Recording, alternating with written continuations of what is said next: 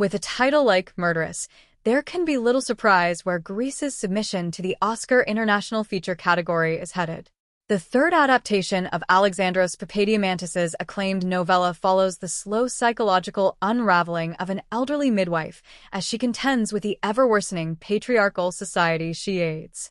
Though director Ivan Athena and screenwriter Katerina Bay attempt to trace out their protagonist's state of mind, it is frequently lost in a muddled approach to blending cold reality with feverish flashbacks and fantasy, marked by an endemic sense of isolation. Murderess begins with a group of unidentified girls dancing in a circle, singing a song wishing that there were only boys in their midst.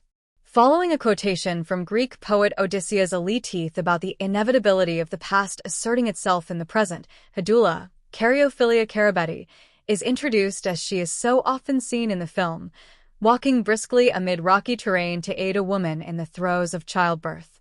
To the chagrin of the whole room, the baby is a girl, the latest in a seemingly unbroken streak of female births on the Aegean island of Skiathos. Though Murderess takes place sometime in the early 20th century, its appearance and characters' sensibilities seem to belong to a far earlier period.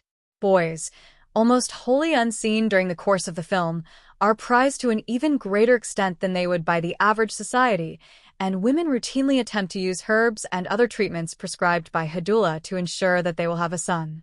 None of these efforts seem to come to anything, and the requisite pause of anticipation and subsequent depressive or angry reaction informs the bulk of the character dynamics at play here. For her own part, Hedula has 3 daughters and 2 sons.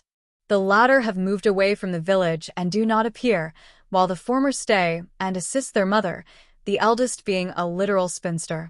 In addition to her tiring routine of delivering disappointment, Hedula also has to contend with her own troubles in the form of a vision of her deceased mother, Maria Protopapa.